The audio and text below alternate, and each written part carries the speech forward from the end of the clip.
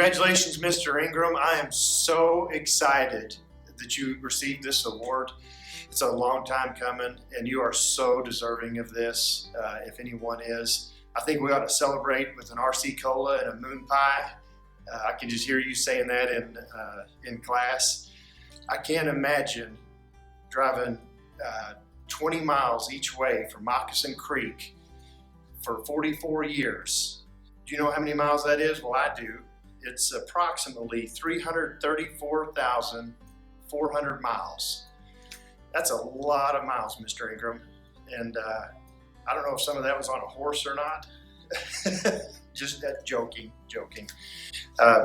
Anyway, I'm really excited for you and happy for you, and glad that I was able to be asked to say a couple things about you to honor you, and maybe even to embarrass you a little bit too, because you've done plenty of that to me over the years. I'll recall a couple stories here. I remember as a student in your class, I had fallen asleep one time. I know I didn't do that very often, but one time I did. And you were so nice to just go ahead and turn off the lights and let the class leave when the class was over. And I woke up in the middle of that classroom. It was dark. I was scared to death. I didn't know what had happened.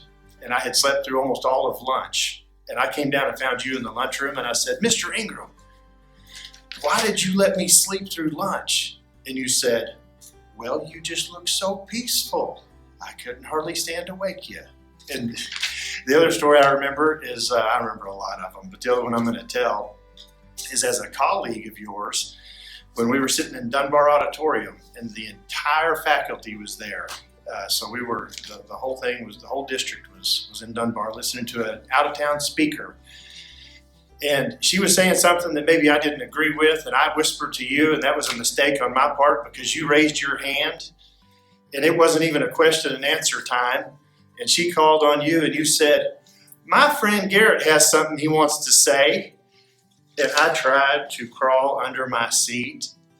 I don't even remember how that ended. I don't remember what I said, but thanks a lot for that one. So if I embarrass you today, then it's payback. I also wanted to thank you for your teaching style, the way that you did that. I had you 2 years. I had you for geometry as a sophomore and algebra 2 as a junior. And it was basically that algebra 2 class prepped me for all the things I was going to see in college. I had such a strong foundation when I got to college, and I realized that then. So I'm so grateful to you for that. And when I started teaching, I thought about that a lot and adopted a lot of those strategies that you had. One of the things that teachers talk about a lot, especially these days, is getting to know your students. That is one of the most important things that a teacher can do, is to get to know their students. And I think about you, not only did you know your students, you probably taught their parents and probably their grandparents by the time that I had you. And I just think that was amazing. You not only knew about the student, you knew about their family, you knew everything about them. And that's something I really didn't realize the importance of until I was a teacher. And so I'm very thankful for having somebody like you that really could connect with the students in that way. I think that is just amazing. And I'm starting to see that now as a teacher. This is my 24th year, and I'm starting to see that I'm teaching some of the students that I had 20 years ago. And so I think about you a lot in that. So I've talked about being a student of yours, being a colleague of yours, and now I'll just talk about being a friend of yours for a little while. And the times getting to come out and visit you and Thelma are just so special. When the kids were younger, we would bring them out, and y'all might take them on the four-wheelers or things like that, and y'all were always so welcoming, and still are. Just love having people out to your place, and it is such a welcoming place. One of the things that I appreciate as a colleague was you showed us how to be a good friend and a good coworker. You always ate down in the cafeteria, which is one of the things I didn't quite understand because there weren't very many teachers that did that. to eat in all the noise and all that down at the cafeteria seemed pretty chaotic. But I came to really enjoy those times at the lunch table, and we still do that. And that's something we still tell stories about you. We still quote you all the time, and that's something that you instilled in me and those people the people that you were around is just that the importance of spending time with and getting to know your coworkers, and it wasn't just a job, and that's still with us today. And you started that tradition a long time ago, and we still have a big lunch group down there now, bigger than ever actually, and I thank you for that. Mr. Ingram, congratulations, first of all, for being inducted to the Mountain Home Education Foundation Hall of Honor. They come to me and ask to say something, and I guess I'd start by saying, I took Mr. Ingram for Algebra 2 my junior year. I enjoyed his class so much, I took him again for Algebra 2 my senior year.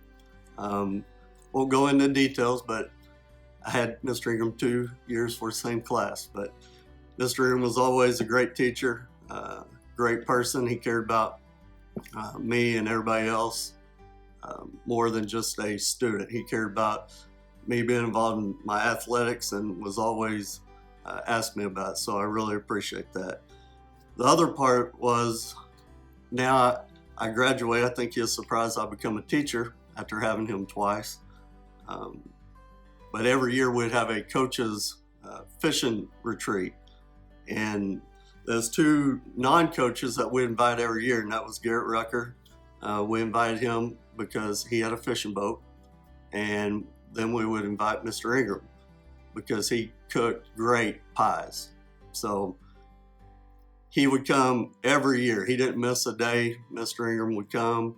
But what we enjoyed most was after we get done fishing, we would just sit and just talk, and we'd talk about everything. And he was just like one of us. Who would ever think Mr. Ingram would be a coach?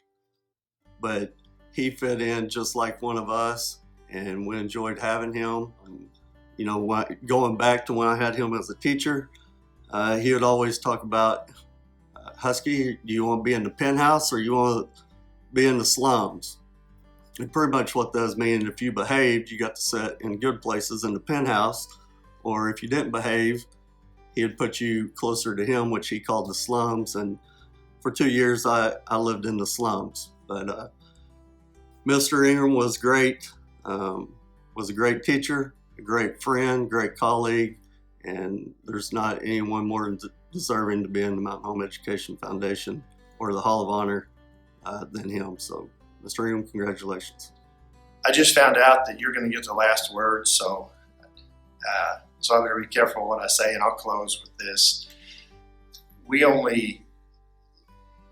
come in contact with so many people, and so many people influence our lives that we probably only have just a small handful that really have just that amazing impact, and you are one of those people for me.